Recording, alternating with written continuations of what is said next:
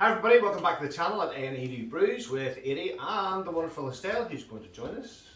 She's been out on the switchboard answering all your calls. That's it. Hello. So today what we're going to do is one of the new ones, Living Vanilla Coco. I mean, I wasn't on the original, this was a special one they did. Better remove lipstick. Got lippy on. Thank you. So yes, Living Vanilla Coco was only issued to some people. And then I got I think somehow it came up with my Pinter-Taste or some stuff. So I thought I would order it. Now, I think it's out of all the beers that they've ever listed, you know, with all the fancy names, like Living Vanilla Coco. I know, I think they actually do come up with really good names. Really, it's probably the best thing they do, actually. Maybe. Only saying. Anyway, but this sounded actually probably one of the most Sweet. less appealing. Yeah, well, vanilla and coconut. Yeah, but that sounds like a nice cocktail. Yeah, well, guys, not only us, you're about to find out, because we're going to give it a little pour. And I had a few pressure issues in our previous video with this, but then I realised this has got rivets on it. So what does that mean? Is that a P1? No, it's P2.1. Oh, P2.1, okay. Yes, so that's why. Why some of them have rivets? 2.1s have rivets, Pinter-Taste don't. Oh, right, I see. So, right, first wee bit, as normal, is just cleaning solution, water, because that should be what's in your pipe. And we're gonna also be putting on today another beer of the month, October Fresh. So we're putting that on as well. And we'll do the wee video at the end, just stick them along. So if there's anybody new to the channel, guys, you don't need to go further back and look at all the videos we've already done. Yeah, I'm just going to do it very quick, very quick. Yeah. So, okay, good news is it's pouring. It's quite dark. Well, it's like dark matter, except Oh, I was it's a porter. I was expecting it to be whatever light that for some is. reason. It's like a stout, but not. People will give off stink that it's nothing like a stout, but it's I obviously probably a very won't dark like beer. this. You probably won't like it, honey. But the good news is, it's pouring okay. There is carbonation. Ta-da! I'm not a bad pint if you can do so. Well, half pint or 330 mils or whatever the heck these glasses hold. Sniff it. Yeah, so you sniff that. You sniff that. Now the hopper stuff tasted of or smelt definitely of coconut. But do you know? Oh, you turn your nose up. Never seen you turn your nose up a beer before, honey. This could be a first. I don't like you. I don't like. I know you might. So give it a go. And Give the guys. I mean, for the girls out who watch the channel, you can have a. Is it something that girls would like, or is it There's disgusting? nothing coconutty about it. Well, I've seen that actually. I've seen a couple of comments from other guys saying that they bottled it and stuff, and it I didn't really. suppose there's like an aftertaste of coconut, but Does it not vary? no, Nah. no. So was it? Well, and anyway, guys, I'll give. Let's. From a You professional beer drinker, Why really. you give it a go? There's a Little, slight hint of vanilla.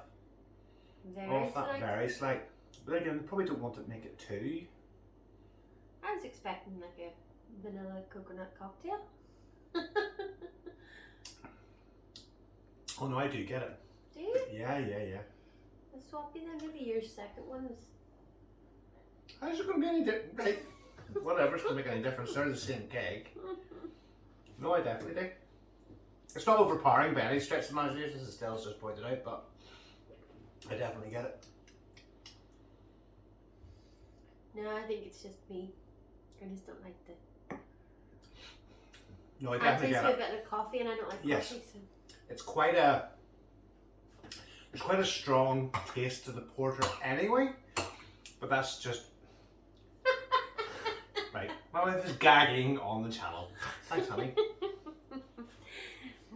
Right. Will you go and pause that whilst.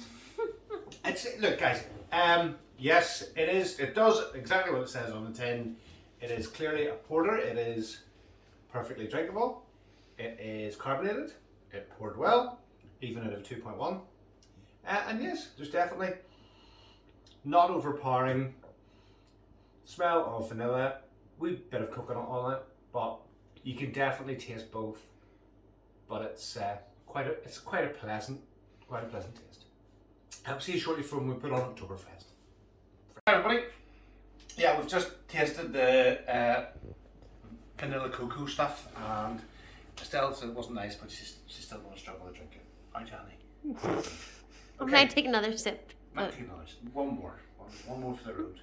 Okay, so guys, when you're putting on a brew, very, very quickly, first thing to do, like me, you've cleaned everything within an inch of its life when you finished your last brew.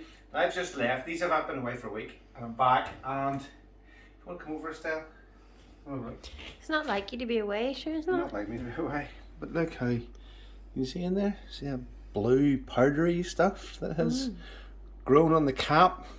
So that's going to get a very good clean. And also, guys, take apart your tap again and make sure there's definitely a slight furriness on top. And even if you can smell it. You can. I mean, look at that. Look, I cleaned that. Obviously not very well, but yeah, get in there and. I thought you said you cleaned it with an inch of its life. It's just. I think it's because of the environment. You've got moisture. You've got. We live by the sea. Maybe that's the reason. No, it's not true. You're leaving stuff with a bit of moisture, a bit of sugar, and a bit of yeast on it, so you're going to get it. So, we use a toothbrush, but we also use a little fine dental brush with really, really soft bristles, and that's good for really getting down inside your tap. Get right down in there, but yes, we'll clean that up. We definitely need to get the cap cleaned because we're going to be sterilising it right now. So get down in there with a toothbrush in amongst the spring, and then pull it straight out. Don't you want to pull it straight out? You don't want to twist the. And make sure also as well that when you've cleaned this, that you lubricate the lugs. So these bits here with food grade silicone grease. Where do you want to be lubricating? Yeah. These lugs here, which interact with the twisty bit with your dog, and also grease your O-ring, which is just sits in down below that lip. Make sure that gets a bit of a grease as well. As does, there's a little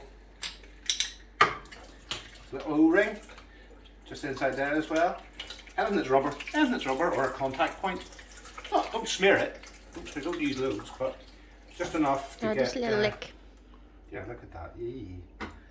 It's just a bit of stuff.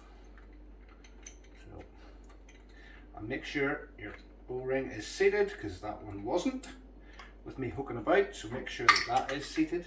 So if we're ready,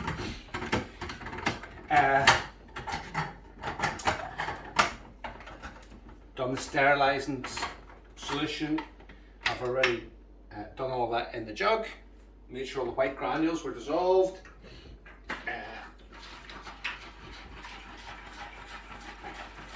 Put on the freshly cleaned tap. So shake that all up. Take that bit of it clean as well. Stick it on, pressure down until it clicks, and then slide that in and turn it over and leave it for a wee minute. And we'll come back to you in a wee second when we're putting on the brew. Okay, we've done all the sterilisation stage, so very, very quickly, before you put any liquid in it, make sure that your carbonation dial is closed sufficiently. You can fiddle about with finer settings later, but closed sufficiently, it's not going to let any water out, and that your hopper port is screwed in and sealed. As usual, we will be using our own tap water, but it's been in this just losing all its chlorine and all that good stuff. Our water here locally is fine, but of course you can go down and purchase spring water if you so desire. This jug has been sterilised because that's what we actually dissolve our sterilisation granules in, and there are no presses at all in this household. That goes straight in the pinter. Everything gets pre-mixed. You will often need a set of vice grips to get your lid off. In this case I was fortunate, it doesn't happen very often, but the lid was free enough. So and again, this fork has been soaked in sterilisation fluid, So everything that is in contact has been sterilised. Now, even this Ooh, that looks quite Oktoberfresh thick, doesn't it? is a thick one. So there's no way that would, you can shake it about till you're blue in the face. You can do the conga if you like. That's not getting mixed I think right at the with bottom. pure shaking. It's just not. So that's actually quite nearly the consistency of Space Hopper. Space Hopper. Yeah, it's very thick. But there we go. So you know you can. Like I always like to say, muddy water. Yeah, it's like the bottom of a pond. Bottom of a pond, that's it. Indeed. So yes, and especially the stuff that's left at the end, because the sugars that they put in this tend to solidify in it. So you're going to need some boiled, but not boiling, water to rinse this out. You have to give it a really good shake. Make sure the tap is on. Hold the tap on, or the top, not the tap. Tap on and give it. Well, it's a tap if you're in Belfast. Tap if you're from Belfast, yes, definitely. So, over the light, and you'll be able to see, yeah, I think that's all dissolved. And then, oh, that's really, yeah. Anybody's put Oktoberfresh straight into your pinter? Yeah, good luck with that. So, that is very thick. So, I would always give it a really good stir, then put some water first into the pinter.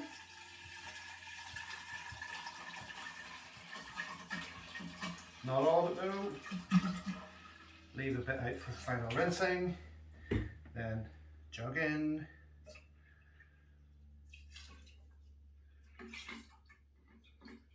Oh, you're gonna need to Use the rest of it inside. Then that, which is about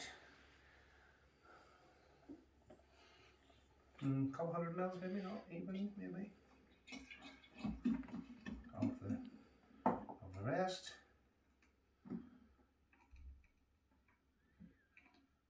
And again, it's always a good tip to have a peek into it just to make sure there's no, especially in Space Hopper, quite often you find a layer of sugar actually stuck to the inside of the fresh pressed bottle. So we'll let that balance in a second. Yeah, pretty much there's still plenty of pressed, even stuck to that, which is already been rinsed out once. You can see with the colour of that how much was left stuck to the jug. So always a good idea to pre-mix. Put that in.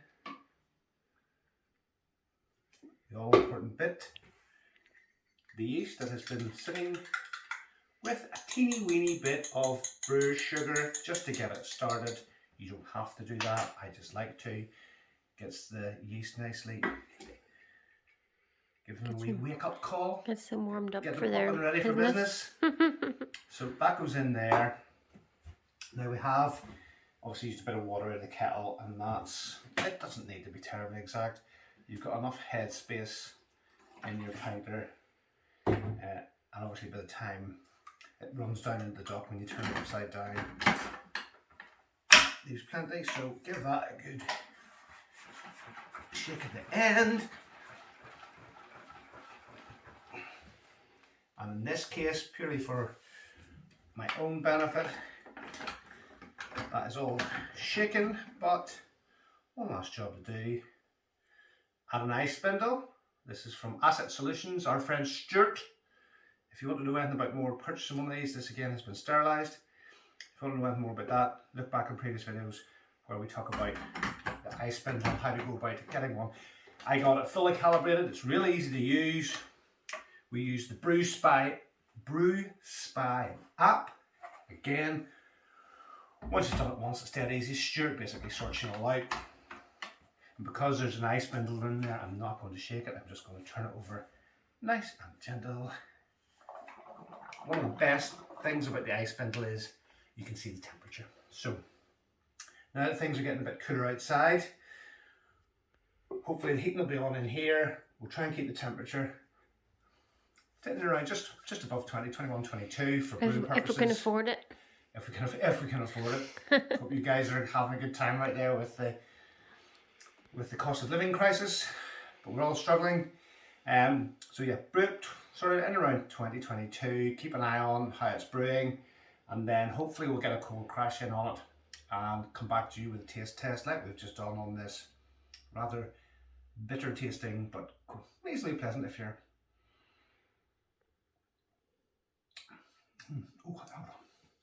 Yeah. So guys, thanks for joining us. Any questions at all, stick it on channel to either me or Stella and we'll get back to you. Thanks for watching and we'll see you again soon.